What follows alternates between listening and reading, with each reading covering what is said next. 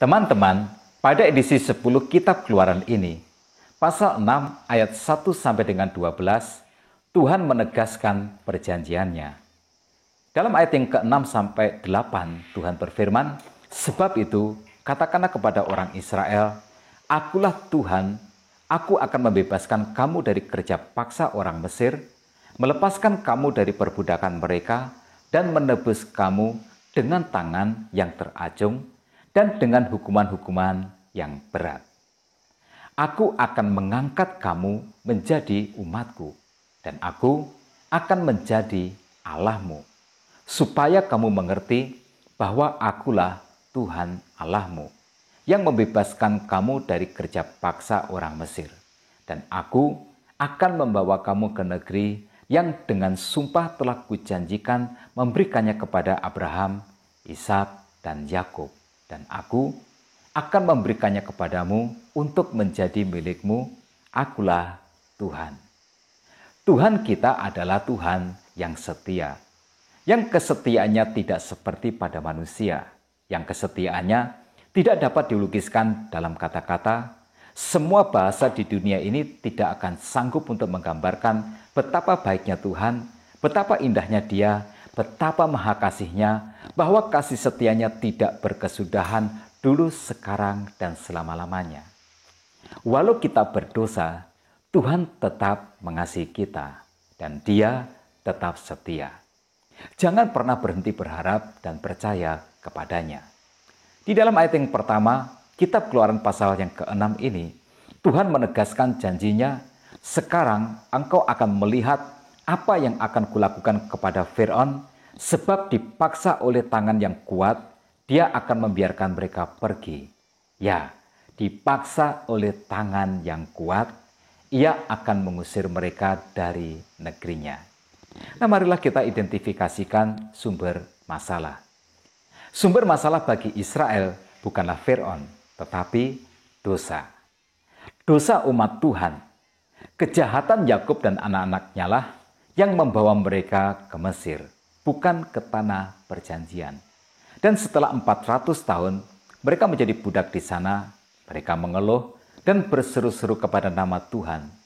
Firaun hanyalah memanfaatkan keadaan. Tetapi Tuhan mendengar seruan umatnya. Jika kita tahu sumber masalah kita yang sebenarnya, kita tidak akan menyalahkan keadaan, kita tidak akan menyalahkan pemimpin, kita tidak akan menyalahkan Tuhan, tetapi kita akan memfokuskan diri kepada pertobatan dan kepada perbaikan diri. Saya senang dengan bagaimana cara Tuhan mendidik bangsa Israel. Tuhan berfirman, "Sekarang engkau akan melihat." Nah, apa yang orang Israel akan lihat? Yang pertama, bagaimana Tuhan akan memaksa Firaun melepaskan bangsa Israel keluar dari Mesir. Sumber pertolongan kita adalah Tuhan. Sumber kesuksesan kita adalah Tuhan. Tuhanlah yang akan bekerja mengatasi setiap musuh kita, menaklukkan setiap lawan kita. Tuhanlah yang akan menyelesaikan masalah kita. Jika kita telah berseru kepada nama Tuhan, memohon pertolongan kepadanya, menyerahkan masalah kita kepadanya, ini yang kita harus belajar. Melepaskan beban masalah kita kepada Tuhan. Memang kita masih harus menghadapinya, tetapi kita tidak menghadapi masalah itu sendirian.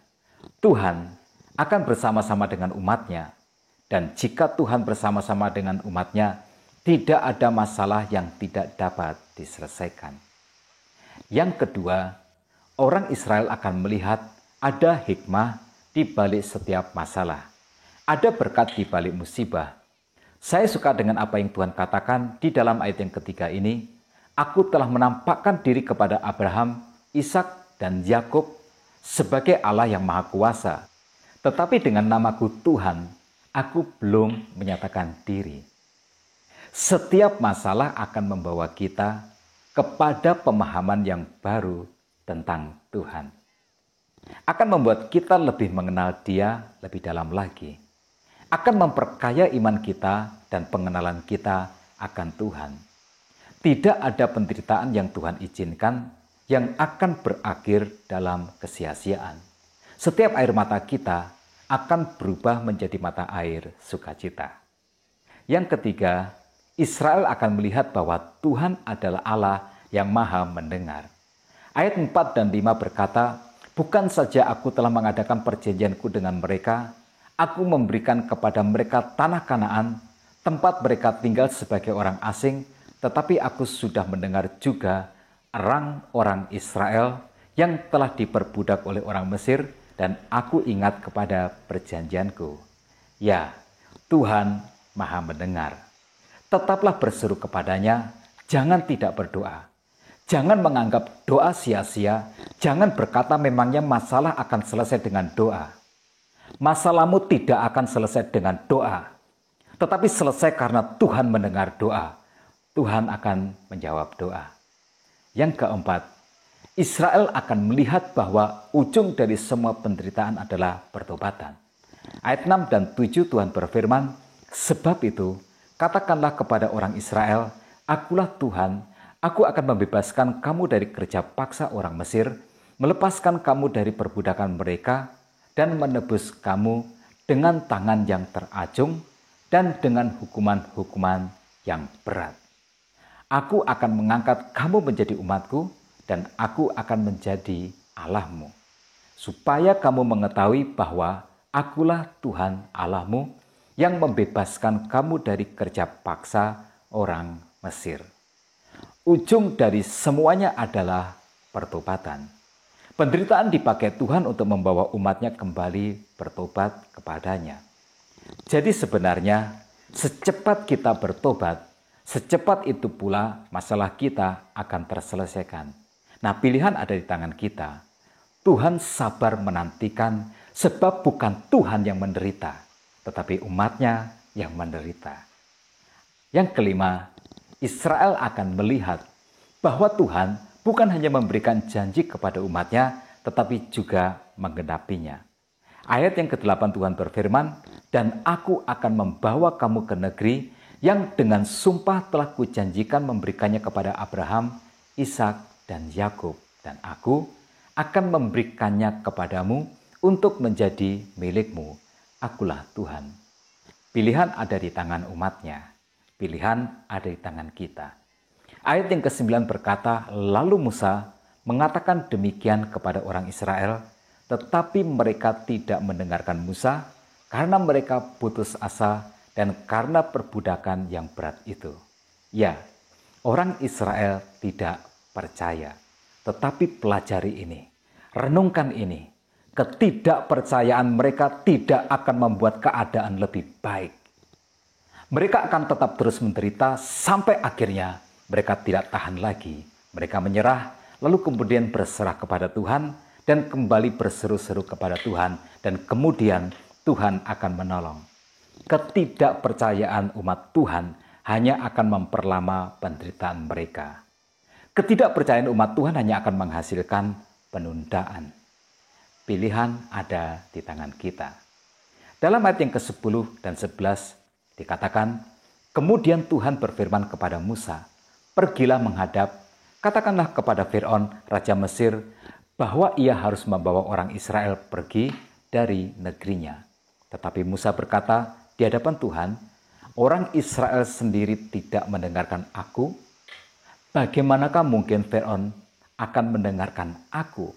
Aku seorang yang tidak petah lidahnya." Musa juga menghadapi situasi yang sama. Dia ragu, dia bimbang, dia tidak yakin. Dia merasa berat, dia merasa tidak mampu, dan dia mendebat Tuhan dengan sesuatu yang logis. Kalau orang Israel sendiri tidak mendengarkan dia, masakan Fir'aun akan mendengarkan dia? Kita perlu belajar sesuatu yang penting di sini, yaitu ketaatan. Jangan gunakan logika sempit manusia.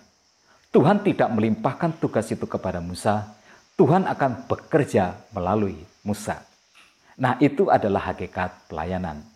Pelayanan bukanlah kita melakukan pekerjaan Tuhan, tetapi Tuhan bekerja melalui kita. Saya mau simpulkan sesi ini menjadi sebuah kalimat pelajaran yang inspiratif dan yang dapat memotivasi kita. Percayalah kepada Tuhan, sebab di dalam kita percaya, kita akan taat. Dan di dalam kita taat, kita akan melihat mujizat Tuhan. Tetap semangat dalam kehidupan. Tuhan Yesus memberkati kita semua.